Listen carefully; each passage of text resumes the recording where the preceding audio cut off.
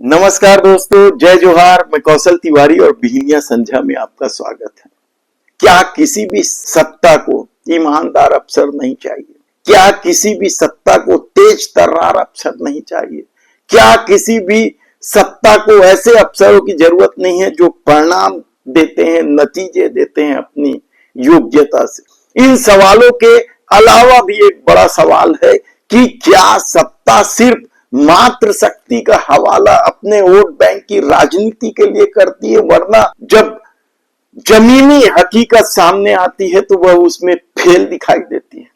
ये सवाल इसलिए उठा रहे हैं, हम बलात्कार की बात नहीं कर रहे हैं, क्योंकि भारतीय जनता पार्टी के तो कई नेता, बड़े नेता, सत्ता से लेकर संगठन पर बैठे नेताओं के खिलाफ यौन शोषण, महिला उत्पीड़न के आरोप लगते रहे। ये सिर्फ छत्तीसगढ़ की बात कर रहे हैं, यदि देश के आंकड़े देखें तो और चौंक जाएंगे आप। आज हम बात कर रहे हैं नए मुख्य सचिव को लेकर।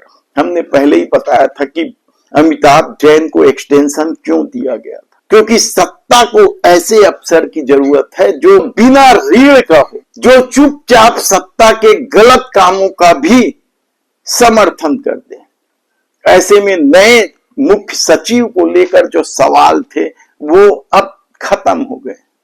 अब तो केवल आप आरोप लगा सकते हैं या जनता विपक्ष आरोप लगा सकती है कि सत्ता ईमानदार लोगों की उपेक्षा कर रही है, मात्र शक्ति की उपेक्षा करती है।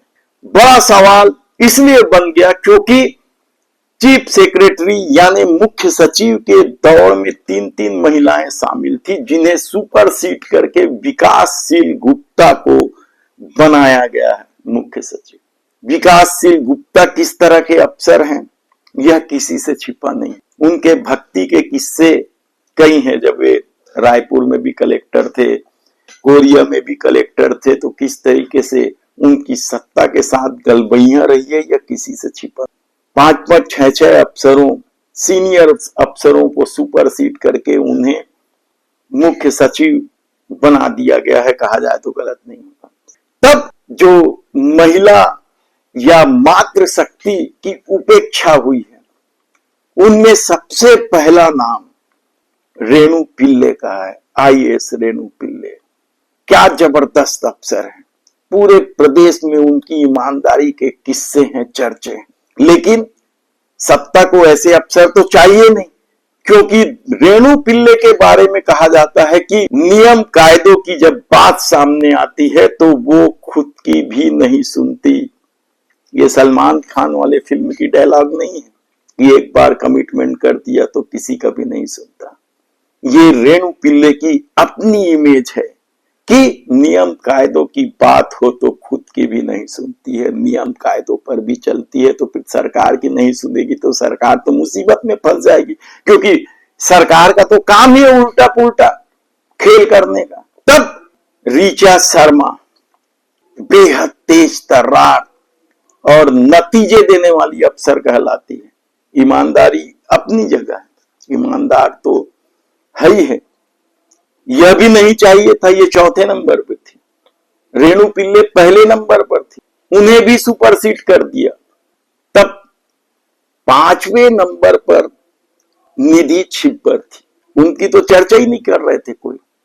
ईमानदार छवि की मानी जाती है, विकासशील गुप्ता की पत्नी भी है, और ये 5 अफसरों को सुपरसीड करके विकासशील गुप्ता को बना दिया गया। तब सवाल ये है कि आखिर सरकार किस तरह का काम करना चाहती, और आने वाले दिनों में क्या इससे ईमानदारी के साथ काम करने वाले अफसरों में हताशा नहीं आएगी, वे हतोत्साहित नहीं होंगे।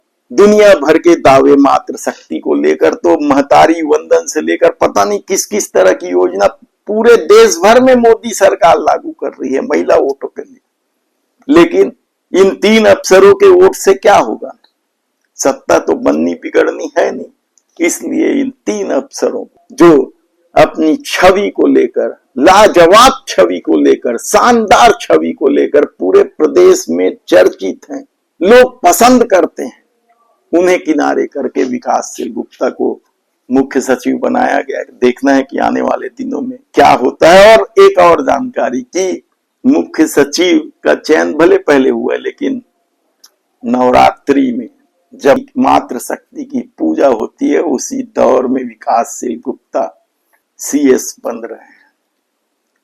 यदि आपने हमारे चैनल को सब्सक्राइब नहीं किया है तो प्लीज सब्सक्राइब कर दीजिए, बेल आइकन का बटन दबा दीजिए, और आजकल यूट्यूब ने जो नया बटन दिया है हाइप का, उसे भी दबा दीजिए। हम आपको इसी तरह की शानदार खबरें देते रहेंगे, क्योंकि आपका भरोसा ही हमारी ताकत और पूंजी है। धन्यवाद।